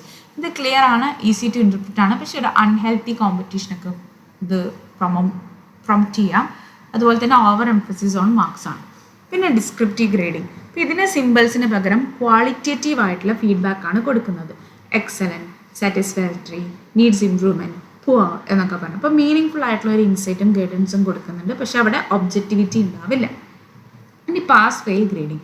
ഇതിലാകെ 2 കാറ്റഗറി ഉണ്ട്, ഒന്നല്ലെങ്കിൽ പാസ്സായി അല്ലെങ്കിൽ ഫെയിലായി എന്നുള്ളത്. ഇപ്പോൾ ഈ എൻജിനീയറിംഗ് സ്റ്റുഡൻസിനൊക്കെ കമ്മ്യൂണിക്കേഷൻ ഇംഗ്ലീഷൊക്കെ ഒരു സബ്ജക്റ്റായിട്ട് പഠിക്കാനുണ്ട്. അവർക്ക് അത് പാസ് ഓർ ഫെയിൽ മാത്രമാണ്, അത് പാസ്സായാൽ മതി. അവർക്ക് എഞ്ചിനീയറിംഗിൻ്റെ സർട്ടിഫിക്കറ്റ് കിട്ടണമെങ്കിൽ അവരതിൽ പാസ്സായിരിക്കണം, അല്ലാതെ ഇത്ര മാർക്സ് വാങ്ങിക്കണം അങ്ങനെയൊന്നുമില്ല, ജസ്റ്റ് പാസ്സായാൽ മതി. അപ്പോൾ പ്രോസ് എന്ന് പറഞ്ഞാൽ സ്ട്രെസ് ഇല്ല, കോമ്പറ്റീഷൻ ഇല്ല, ഒരു ലെവൽ ഓഫ് അച്ചീവ്മെൻറ്റിനെ ഇൻഡിക്കേറ്റ് ചെയ്യുന്നില്ല. അതാണ് അതിൻ്റെ കോൺസിക്വൻസ്. അപ്പോൾ പാസ്സായാൽ മതി എന്നുള്ളത് കൊണ്ട് കുട്ടികൾ എന്ത് ചെയ്യും, അത് മാത്രമേ പഠിക്കൂ. ഇനി ഗ്രേഡിംഗ് ഓൺ എ കർവ്. ഇവിടെ നോം റെഫറൻസ്ഡ് ഗ്രേഡിംഗ് ആണ്. അതായത് ഇത് ഡിസ്ട്രിബ്യൂട്ട് ചെയ്യുന്നത് എന്താണ്, സ്റ്റുഡൻറ്റിൻ്റെ റാങ്കിങ്ങിന് വേണ്ടി. ഇപ്പോൾ നോം റെഫറൻസ്ഡ് എന്ന് പറഞ്ഞാൽ എന്താണ്, ഒരു കുട്ടിയുടെ പൊസിഷൻ വിത്തിൻ എ ഗ്രൂപ്പ് കണ്ടുപിടിക്കാൻ വേണ്ടിയിട്ടാണ്. അപ്പോൾ ഗ്രേഡ് ഇൻഫ്ലേഷനെ ഇവിടുത്തെ കൺട്രോൾ ചെയ്യും, പിന്നെ ഇത് കോമ്പറ്റീഷനെ എൻകറേജ് ചെയ്യും, പിന്നെ അൺഫെയർ ആയിരിക്കും ഇൻ ഹൈ പെർഫോമിംഗ് ഗ്രൂപ്പ്സിലൊക്കെ. അടുത്തത് ക്രൈറ്റീരിയൻ റെഫറൻസ്ഡ് ഗ്രേഡിംഗ്. അതായത് ഒരു പ്രീ ഡിറ്റർമൈൻഡ് ക്രൈറ്റീരിയ അല്ലെങ്കിൽ സ്റ്റാൻഡേർഡ് ബേസ് ചെയ്തിട്ടുള്ളതായിരിക്കും. ഇവിടെ എന്താണെന്ന് പറഞ്ഞാൽ മാസ്റ്ററി ലേണിങ്ങിനെ എൻകറേജ് ചെയ്യും, പക്ഷേ ഗ്രേഡ് ഇൻഫ്ലേഷനെ റിസൾട്ട് ചെയ്യുന്ന ഒന്നാണ് ക്രൈറ്റീരിയൻ റെഫറൻസ്ഡ്. നോം റെഫറൻസ്ഡ് അതിനെ റിഡ്യൂസ് ചെയ്യുന്ന ഒന്നാണ്. അപ്പോൾ കൺക്ലൂഡ് ചെയ്ത് പറയുകയാണെങ്കിൽ എഫക്റ്റീവ് ഗ്രേഡിംഗ് എന്ന് പറയുന്നത് ഡിപ്പെൻഡ് ചെയ്യുന്ന ഏത് കോണ്ടെക്സ്റ്റിലാണ്, പർപ്പസ് എന്താണ്, സ്റ്റുഡൻറ്റിൻ്റെ നീഡ്സ് എന്താണെന്നുള്ളതൊക്കെ ബേസ് ചെയ്തിരിക്കും. ഇതിലൊരു കോമ്പിനേഷൻ ഓഫ് സിസ്റ്റംസ് നമുക്ക് ഉപയോഗിക്കാം.